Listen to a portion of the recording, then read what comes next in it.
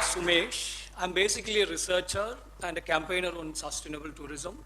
Now I'm also an entrepreneur as well.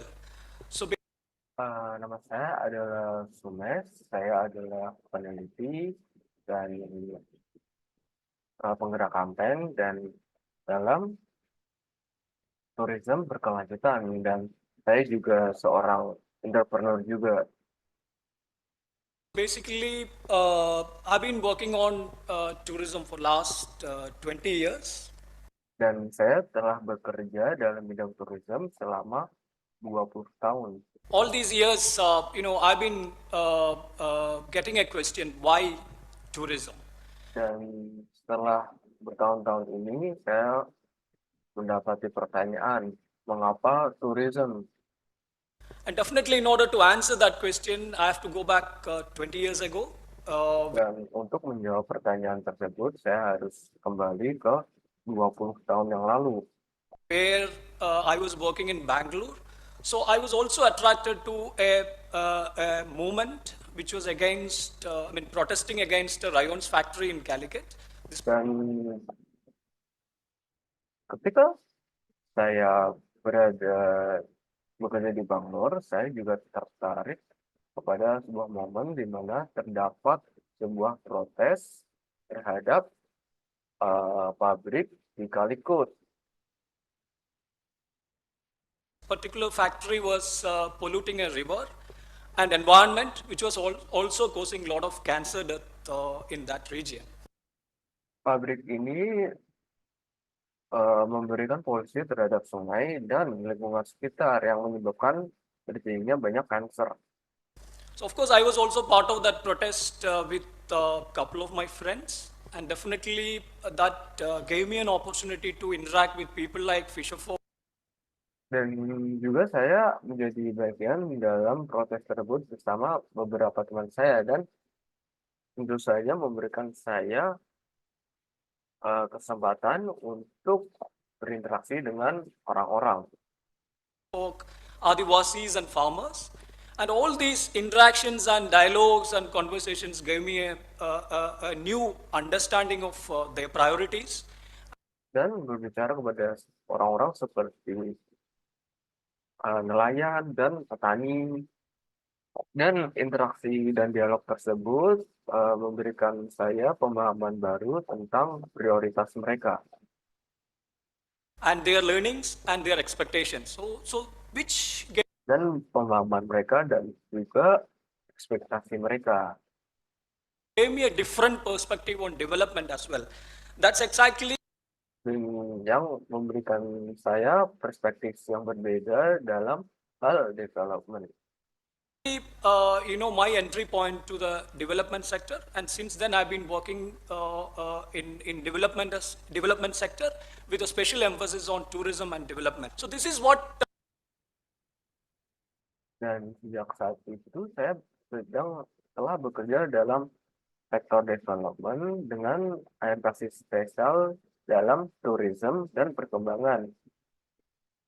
You see usually in terms of tourism and development, but at the same time when it comes to reality or when you go to Hal-hal ini adalah hal yang Anda biasa lihat dalam bidang tourism dan perkembangan. destinations where real tourism activities are taking place. If you talk to the local communities, you can also get the dark side of tourism. Like for example, Ketika berbicara dengan kenyataan atau ketika Anda pergi ke tujuan Anda di mana aktivitas tourism berada, Anda ketika berbicara dengan komunitas lokal, Anda juga dapat mengetahui sisi gelap dari tourism tersebut. this slides shows that tourism is a resource intensive business. Like it's a very thirsty business. Like for example, a local residents living in destination, they use 14 liters of water per day according to UN. But when it comes to tourism, a hotel guest is using 1,785 liters of water a day. This is just one. Jadi sebagai contoh bahwa tourism adalah bisnis yang sangat haus akan sumber daya alam. Sebagai contoh, orang lokal penduduk lokal hanya menggunakan 14 liter air per hari untuk keseharian. Tapi ketika tourism, mereka hotel menggunakan ratusan liter air. Slide. And if you consider the carbon emission and other factors which tourism is in terms of resource utilization is really huge. And definitely Ini juga satu aspek lainnya adalah seperti polusi, penggunaan bahan bakar, dan lain-lainnya. Jadi, Anda dapat mengetahui bahwa tourism adalah bisnis yang sangat harus akan sumber daya. it's also causing a lot of problems like water pollution. Our little backwater areas are a classical example of how tourism is affecting water bodies. Dan tourism juga menyebabkan banyak masalah seperti polusi air di daerah perairan kita itu adalah salah satu contoh klasik bagaimana tourism memberikan efek kepada perairan. Like for example, a proud product of Kerala tourism, houseboats are very largely polluting backwaters today. Sebagai contoh, ada produk dari Kerala Tourism, houseboat, itu sangat-sangat memberikan polusi yang sangat besar kepada perairan di sekitar saat ini. And tourism is also one of the industry which is largely displacing people. I mean, Dan tourism itu adalah salah satu industri yang sangat besar efeknya dalam memindahkan orang-orang. say displacement, it is both direct and indirect. Some cases, big hotel and tourism projects like special tourism zones are directly displacing people, and also load of Pemindahan ini dapat terjadi secara langsung dan tidak langsung ketika sebuah hotel dan project tourism di special area itu secara langsung memindahkan orang. of indirect displacement. Like for example, if you consider the post-tsunami cost, Tamil Nadu and Kerala, lot of real estate activities took place, and that indirectly displaced communities from the coast. Dan secara tidak langsung memindahkan orang. Dan juga ketika ada memberi contoh waktu tsunami di Tamil Nadu dan Kerala, banyak kegiatan real estate terjadi dan secara tidak langsung memindahkan komunitas asli dari daerah tersebut. Like for example, again I'm coming back to Alapi. Some studies says that in the Alapi coast, 70%, nearly 70% of the land already, the fishing community already lost. So you can. Jadi kembali ke Alliopi, beberapa penelitian mengatakan bahwa Alliopi menyebabkan 70% tanah yang hilang dari komunitas. Just imagine that is creating other issues like social issues and certain extent how it impact their livelihood and all. Dan itu dapat menyebabkan permasalahan yang berlanjut seperti bagaimana impak hal tersebut kepada keseharian mereka. Of course, privacy is a big issue in tourism. Like if you go to, again, backwater areas and all, we did several studies that, and people says that they can't do anything because whatever they do, they are being photographed. Like whether Dan privasi tentu saja menjadi masalah yang sangat besar di tourism. Karena sekali lagi di daerah perairan sekitar, banyak studi mengatakan bahwa orang-orang tersebut tidak dapat melakukan apa-apa karena mereka sedang difoto oleh turis. whether they take bath, washing vessels. Like if you go to these backwater areas, 70 to 80% people are still depending upon all these water for their daily life. So Karena ketika Anda mengunjungi tempat-tempat tersebut, Anda dapat melihat bahwa 70-80% orang-orang masih bertumbuh pada sumber air ini untuk keseharian mereka. So this is what is happening in the name of tourism, and definitely Ini adalah hal-hal yang terjadi di bawah nama tourism. the real question in front of us: who really benefits from tourism and who bear the cost? And of course, if you take Pertanyaan yang sangat penting adalah siapa yang mendapatkan keuntungan dan kerugian dari turisme tersebut.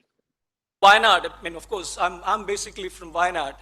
If you take Wayanad, 60% of the Wayanad population is, depending upon agriculture or allied activities. And Dan jika kalian mengambil contoh dari Wenat, tentu saja saya berasal dari Wenat. Jadi 60% dari populasi Wenat itu tergantung dalam tergantung bertergantungan dengan pertanian dan hal-hal terkait pertanian. nearly 18% of our population is Adivasis, so-called indigenous communities. And what is their role Dan hampir 80% dari populasi adalah remaja dewasa. in current tourism in Wayanad? That's a really interesting question, especially in the context of tourism and development. These all are the larger questions which we need to answer. Dan apa tujuan dari tourism di Wenat? Wenat adalah pertanyaan yang sangat menarik, apalagi dalam konteks tourism dan development. Hal ini adalah pertanyaan besar yang harus kita jawab. And of course, all these involvement, years of involvements with these people and dialogues and conversations with them led to us a question, how to define tourism from a community perspective and what is their expectations? People like Adivasi. Dan tentu saja involvement ini bertahun-tahun dan semua dialog dan percakapan dengan mereka memberikan kita sebuah pertanyaan, bagaimana kita dapat mendefinisikan turisme dalam perspektif komunitas dan apa ekspektasi mereka. Or fisher folk or farmers living in destinations, and what is their expectations in tourism and how to meet that. Maksud saya orang-orang seperti nelayan dan petani, apakah ekspektasi mereka dalam hal turisme?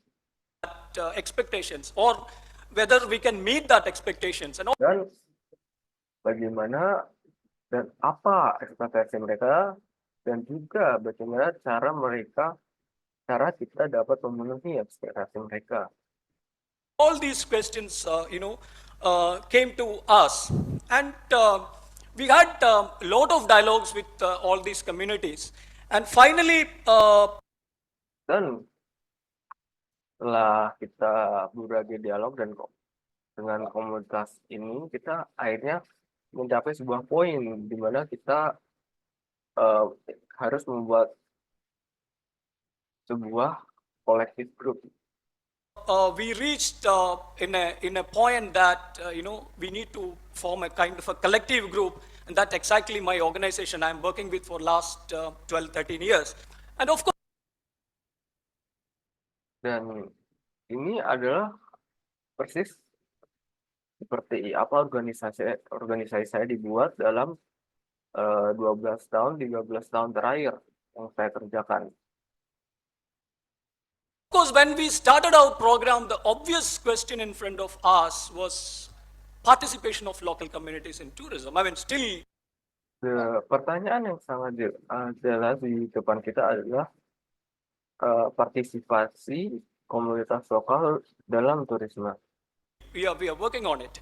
So we call it participation challenge. Still, it is a challenge in many ways. I'll explain to you. Jadi kita memanggilnya challenge partisipasi karena itu adalah sebuah halangan di dalam banyak cara. Basically, when I say community participation in tourism, in most of the cases, which is misinterpreted or misunderstood concept. Jadi di dalam banyak kasus banyak komunitas participation sangat disalahartikan konsepnya.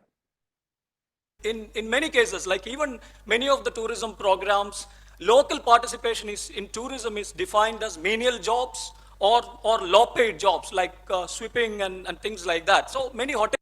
Jadi seperti banyak turis program yang lain, lokal participation di tourism itu sering diartikan dengan kerja bawahan seperti menyapu dan hal-hal sebagainya.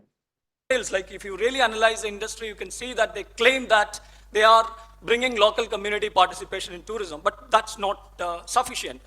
Jadi Anda mau tahu bahwa banyak hotel-hotel mengatakan bahwa dia tuh membawa komunitas lokal ke tourism, padahal hal tersebut tidak sufficient. And also in many NGO projects, sometimes that is also reality. Participation is basically a token participation. So Jadi dan juga banyak project NGO.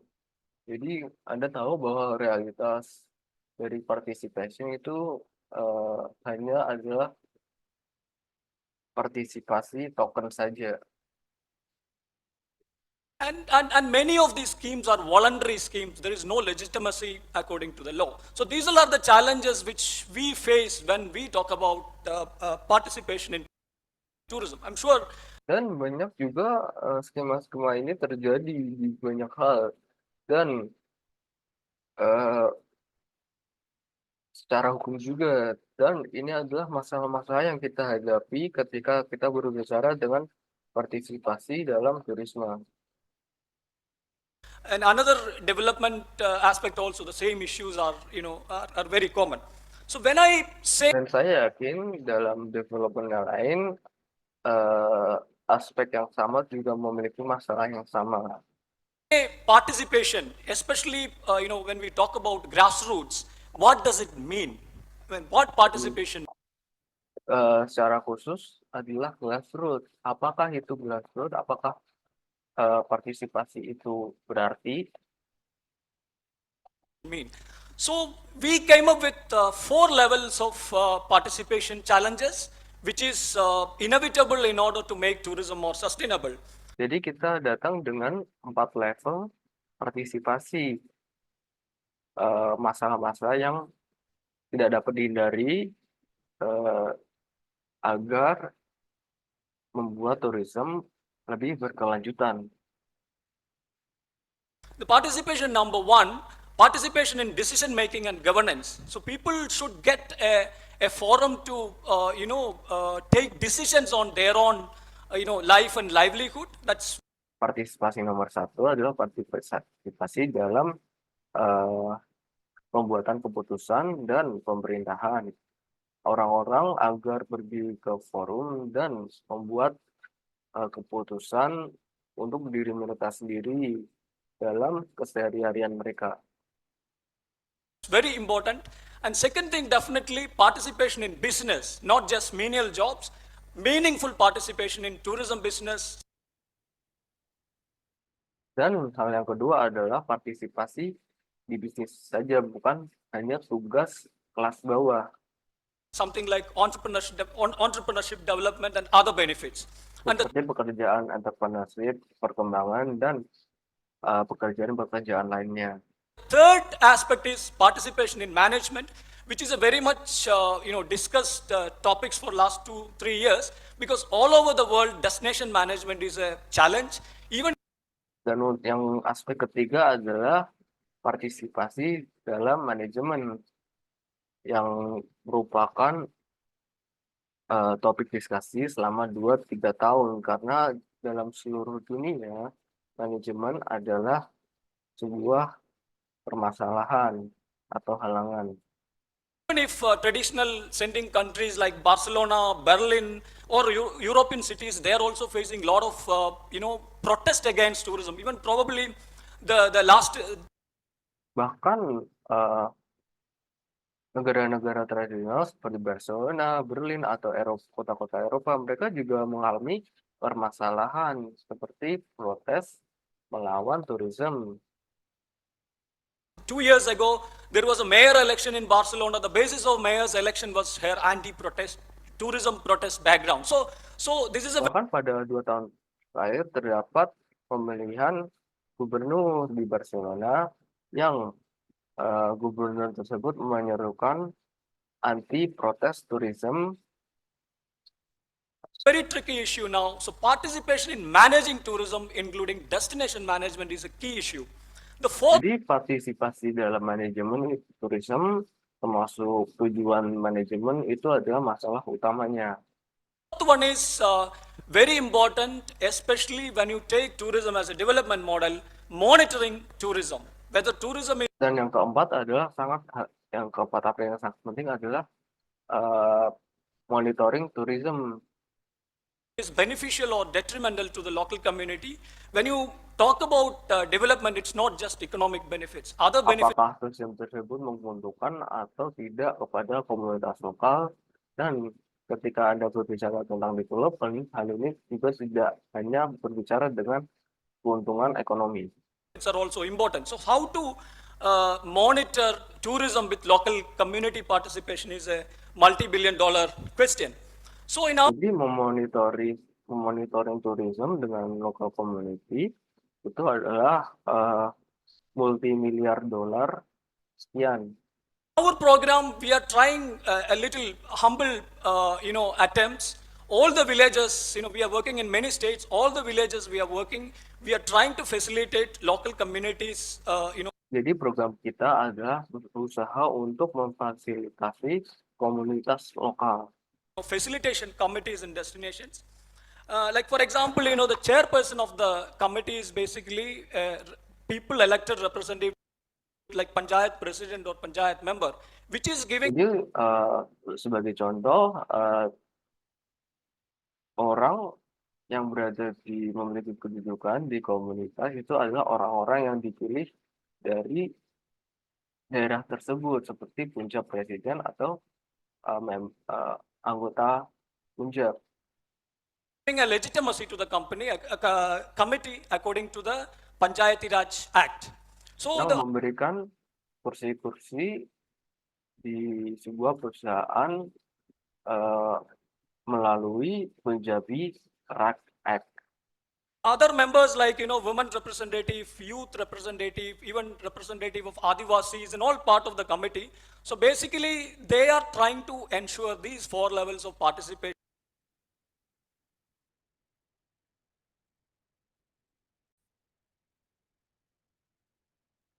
in tourism and other village development activities in all these villages. So basically all the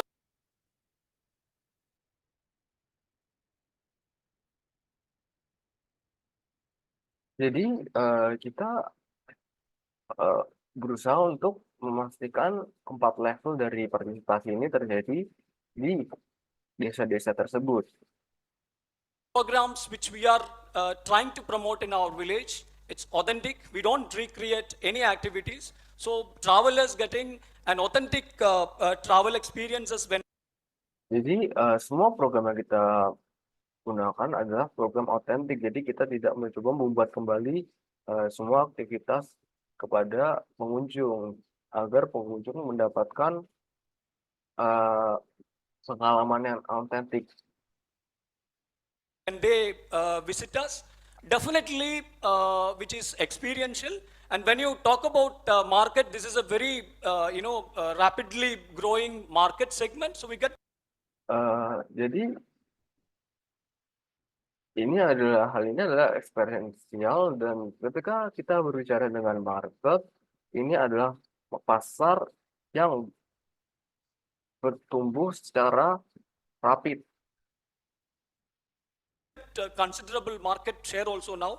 Of course, it is slowly changing from its status of niche market to the mainstream market. So Jadi kita harus sangat membicarakan dan mempertimbangkan dengan market share. when I say community participation, definitely which is also giving a very competitive tourism products. So that's also an advantage. Ketika saya berbicara dengan partisipasi komunitas, hal ini tentu saja memberikan kombinasi dari produk-produk tourism. Definitely, all these projects are community owned and which is also contributing to the larger community development. Dan tentu saja semua proyek-proyek ini adalah dimiliki oleh komunitas dan berkontribusi kepada komunitas yang lebih besar lagi. Definitely, we are also working with people like women auto rickshaw drivers, rural women in general. Tentu saja kita harus bekerja dengan orang-orang seperti wanita dari autoriksa, pengemudi, dan wanita-wanita secara umum. And we sometimes they work as storytellers, sometimes they also work as other entrepreneurs in tourism. So there are Dan many pekerja seperti storyteller dan juga entrepreneur dalam tourism. interesting programs which we develop with women in general in many parts of the country. And Jadi banyak program yang menarik terhadap wanita secara umum di berbagai area negara. and sometimes outside of the country also. And I would also like to mention one project which we are doing in the post-flood, situation. Dan saya pun ingin untuk menyebutkan proyek yang kita lakukan ketika sedang terjadi banjir. In Wayanad, basically, there is a village called Tekundara, which is in Wayanad. This village is one Di daerah Wena, di sebuah desa terdapat sebuah desa bernama Tekuntara. of the most affected village during the flood. You can see that the devastation happened in the village. Many farmers Desa ini adalah salah satu desa yang paling terkena dampak dari banjir tersebut. Anda dapat melihat hasil kerugian yang terjadi di desa tersebut. lost their crops like coffee, paddy, and so on. So now we started working with them. And what we did actually, we started a program, a facilitated Jadi banyak petani yang kehilangan tanian mereka seperti kopi dan padi dan hasil tanian lainnya. Jadi kita sedang mulai bekerja bersama mereka dan kita sedang memulai sebuah program. a program called Nam Anbode. So, which is basically bringing Kita membuat program bernama Nama Bore. Adivasis, farmers, consumers, and travelers together to this particular Yang basically itu menyatukan petani dan pengunjung bersama-sama.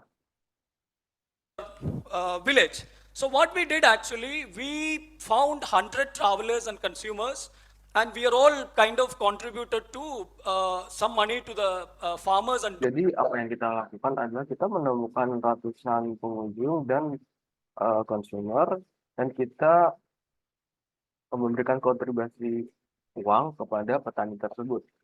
doing joint farming, particularly rice farming, especially rice completely lost during the flood. So it's an interesting program because farmers are getting initial investment without interest. So it's Jadi kita juga melakukan pertanian bersama secara khusus kepada padi pertanian karena padi tersebut telah hilang ketika banjir berada dan hal ini adalah program yang sangat menarik karena para petani mendapatkan investasi tanpa harus membayar bunga. It's really interesting. And for them, definitely it's a value addition because they are also doing farming in a traditional way. And also it's all organic. And when it comes to customers, they are getting rice, organic rice, quality rice. Dan tentu saja bagi mereka ini adalah tambahan yang sangat berharga karena mereka melakukan pertanian dengan cara tradisional dan semua nasi yang didapatkan dari konsumer adalah nasi organik. Rice without, little less than market price. So it's a kind of a win-win situation. It's not a charity. Both farmers and consumers are getting benefit out of it. And Jadi para konsumer mendapatkan nasi organik dengan harga di bawah pasar. Jadi ini ada situasi menang dan menang, win situation. Also a very good travel experience for travelers who are coming to the village. And of course, this also provided employment for people like Adivasis, especially immediately after the flood. The Dan employment hal ini pun juga dapat menjadi eksperimen yang bagus untuk para pengunjung yang datang ke desa, tentu saja memberikan lapangan pekerjaan untuk orang-orang seperti Adivasis. situation was, very difficult in Wayanad. So that also gave them a livelihood opportunity. And now what we did, Dan, dan tentu saja setelah banjir, situasi lapangan pekerjaan itu sangat sulit di Wena. Jadi kita memberikan mereka tuh kesempatan dalam kehidupan. actually, we also developed farmers' homestays like other places, which is also giving an additional income to the farmers who are, part of the program. And another interesting aspect, what Dan juga apa yang kita lakukan, kita juga mengembangkan homestay untuk petani yang dapat menjadikan penghasilan tambahan kepada para petani dan menjadi salah satu program aspek yang terjadi dalam desa tersebut. what's happening in all these villages, many of the farmers, they want to shift to chemical farming to organic farming. The biggest challenge in front of them during this, transition period, there is a huge income loss. Jadi apa yang terjadi di desa ini adalah banyak para petani ingin untuk mengganti untuk menjadi petani kimia. Jadi dari kimia ke organik. Jadi permasalahan terbesar dalam hal ini adalah mereka berada dalam periode transisi di mana mereka memiliki kehilangan income. So, but what we are trying to do in this particular village, taking tourism as an interim arrangement to cover the income loss during this transition period. So that is also happening in these villages. Jadi apa yang kita coba lakukan adalah untuk mengambil tourism dan merangkai tersebut untuk cover pendapatan yang hilang tersebut selama periode transisi. And definitely we have a lot of women entrepreneurs in these villages and many other entrepreneurs like taxi drivers and Dan tentu saja kita memiliki banyak entrepreneur wanita di desa-desa ini dan entrepreneur lainnya seperti supir taksi dan supir-supir lainnya. so on. And definitely we are also now expanding this to other crops like coffee, pepper, and now we are discussing about. Tentu saja kita juga mengembangkan hal ini ke hasil tanian-tanian lain seperti kopi dan cabai. Packaging of all these products and different marketing systems and all. So this is also a new. Dan kita juga berdiskusi tentang packaging produk tersebut dan pasaran-pasaran yang berbeda dari sistem. Development. So definitely I already mentioned that all these agriculture activities are considered as a kind of a traveler's experience. Dan tentu saja saya telah mention bahwa semua hal tentang agricultural ini dapat dianggap sebagai pengalaman dalam berkunjung. Travelers are part of all these efforts. Both, they invested also, and also they're coming to stay in the village and they are. Jadi banyak pengunjung menjadi bagian dari effort ini. Mereka berinvestasi dan juga datang untuk menginap di desa tersebut. Experiencing the real village life and agriculture. So this become a very experiential travel product of Wayanad today. Jadi, So mereka dapat merasakan bagaimana kehidupan di desa dan bagaimana pertanian dapat menjadikan sebuah pengalaman. Yeah, you can see that lot of activities. And we are also now working with potters in the village because now pottery is also not doing really well due to several reasons. Dan kita juga sekarang sedang berusaha untuk bekerja sama dengan potter di desa ini karena sekarang potter-potter di desa ini kondisinya sedang tidak baik dikarenakan beberapa alasan. Now we are trying to work with them in order to conduct workshop for travelers and also. This is a kind of an additional income for the potters as well. And this is what Dan kita sekarang mencoba untuk menata mereka dan membuat workshop kepada para pengunjung. Jadi sebagai sebuah bentuk untuk memberikan pendapatan tambahan kepada para potter. people says on us. And she's really interesting. She's probably one of the oldest, women auto rickshaw driver probably in Kerala, Jeffria. Dan wanita ini adalah salah satu wanita tertua dari pengemudi Uxbridge. She is now conducting tours for travelers in Calicut. So we organize different tours like this. And of course, many farmers, they took this homestay program as a interim or additional income program. Jadi sekarang wanita tersebut itu menjadikan alat kepada para pengunjung di Calicut. Jadi kita mengorganisasi berbagai alat dan juga tentu saja para petani mereka mengambil program homestay ini sebagai tambahan pendapatan mereka. During the agrarian crisis, and you all know Wayanad agrarian crisis was very well known. After Vidarbha, Wayanad was the place where most of the farmers committed suicide in India. So Anda dapat mengetahui bahwa ketika krisis Venezuela terjadi, itu ada tempat di mana para petani sering bunuh diri di India. definitely this kind of a program helps farmers to get an additional income. And of course, Dan tentu saja program ini dapat menjadi tambahan pendapatan kepada para petani. he's a very young farmer. He's also diversifying his income like auto rickshaw. Sometimes he's also working as storyteller. Tentu saja dia adalah petani yang sangat muda dan dia juga kadang-kadang bekerja sebagai storyteller.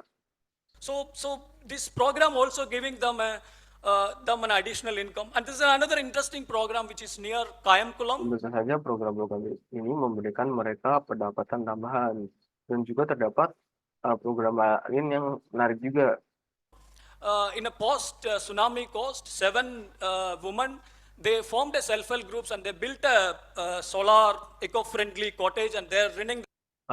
Ketika setelah tsunami terjadi, 7 wanita ini bekerja sama dan mereka membuat cottage, sebuah penginapan. This business. So we help them with our training and also we are now marketing the program. Kita membantu mereka dengan pelatihan kita sendiri dan kita juga memasarkan program tersebut. So definitely training program is one of the most integral part of our organization. Jadi tentu saja program pelatihan adalah salah satu program sangat penting dari organisasi. I mean, in financial terms, I would say last year something like 25-26% of our total budget. Tentu saja ketika dalam sisi finansial, saya dapat berkata bahwa jumlahnya sekitar 25-26% dari total budget. Allocation is for training. So when I say training, we have a complete training. Budget tersebut untuk pelatihan.